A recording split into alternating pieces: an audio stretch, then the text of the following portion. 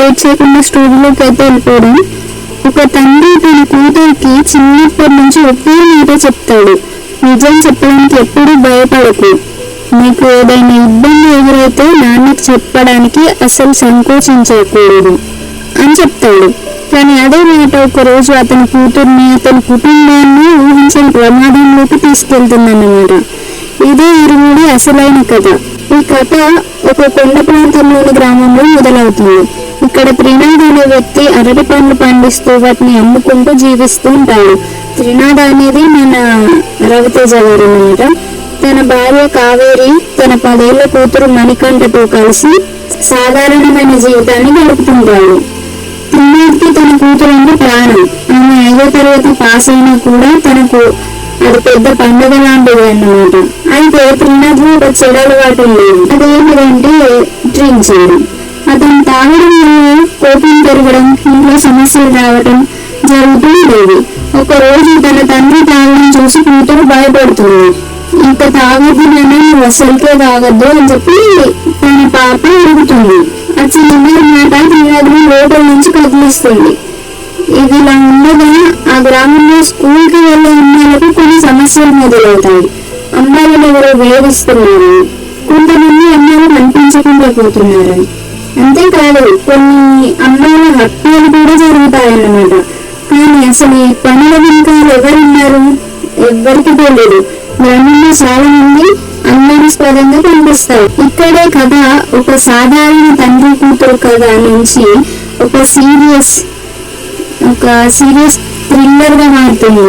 త్రినాథ్ మాత్రం తన కూతుర్ని కాదు, గ్రామంలోని ప్రతి ఆడపిల్లను తన కూతురులాగే చూస్తాడు. అతని ఆలోచన చాలా సింపుల్. ఒక అమ్మాయికి అన్యాయం జరుగుతుంటే చూస్తూ ఊరుకోడు. ఇదే సమయంలో త్రినాథ్ జీవితంలో మరో ముఖ్యమైన మార్పు వస్తుంది. తన కూతురు కోసం తన జీవితాన్ని మార్చుకోవడానికి అతను అయ్యప్ప దీక్ష తీసుకుంటాడు. అక్కడి నుంచి సినిమాలో అయ్యప్ప స్వామిమాల భక్తి నేపథ్యం కథతో కలిసి ముందుకు సాగుతుంది. కానీ త్రినాథ్కి తెలియదు, తాను కూతురికి నేర్పిన నిజం చెప్పాలి అనే మాట చివరికి ఈ మొత్తం సమస్యను బయటకు తీసుకురాబోతుంది. కథ ముందుకు వెళ్ళే కొద్ది ప్రేక్షకులకు ఒకే ప్రశ్న ఉంటుంది, అసలు ఆ అమ్మాయిలను ఎవరు టార్గెట్ చేస్తున్నారు అని, వారి వెనుక ఎవరున్నారు, అట్లా అన్నమాట. త్రినాథ్ కుటుంబానికి కూడా ప్రమాదం ఉందా, ఇలాంటి క్వశ్చన్స్ ఆడియన్స్ కి చాలా మందికి ఉంటాయి. ఈ ప్రశ్నల సమాధానాలు సినిమా 2వ భాగంలో ఒక్కొక్కటిగా బయటపడతాయి.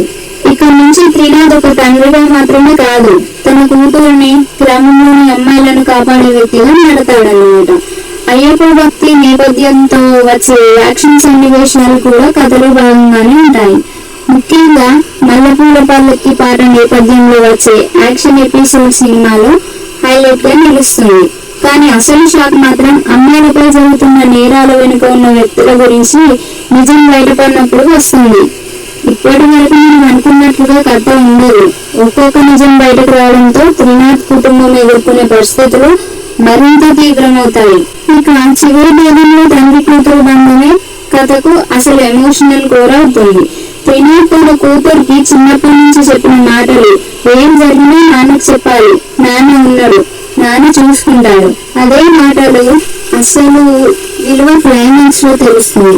చివరికి ఈ కథ కేవలం ఒక తండ్రి తన కూతురుని కాపాడడం గురించి కాదు, ఆడపిల్లలను భయపెట్టి వాళ్ళని మౌనంగా ఉండేలా చేసే ఈ సమాజానికి వ్యతిరేకంగా నిలబడటం గురించి. ఒక తండ్రి తన కూతురికి భయపడడం నేర్పించాలా, ఒక సమస్య వచ్చినప్పుడు ఎదుర్కొనే ధైర్యం నేర్పించాలా, ఈ 2 మార్గాన్ని ఎంచుకుంటుంది. అందుకే సినిమా చివరి భాగం చాలా ఎమోషనల్ గా ఉంటుంది. చివరికి త్రినాథ్ మణికంఠల బంధం ద్వారా సినిమా చెప్పే ఒక్క మాట, ఆడపిల్లలను కాపాడడం మాత్రమే కాదు, ఆమెకు తన కోసం తాను నిలబడే ధైర్యం ఇవ్వాలి. ఇదే ఇరుముడి సినిమా కథ. నా మొదటి భాగం కంటే 2వ భాగంలో థ్రిల్లర్, ఎమోషనల్ డ్రామా ఎక్కువగా ఉంటాయి. ముఖ్యంగా క్లైమాక్స్ ప్రేక్షకులను ఎమోషనల్ గా చేస్తుందని రివ్యూస్ కూడా చెబుతున్నాయి. ఈ సినిమా నచ్చితే వీడియోకి లైక్ చేయండి. ఇలాంటి సినిమా కథలు తెలుసుకోవడానికి ఛానల్ ని సబ్స్క్రైబ్ చేయండి. స్వామి శరణమయ్యప్ప. Thank you.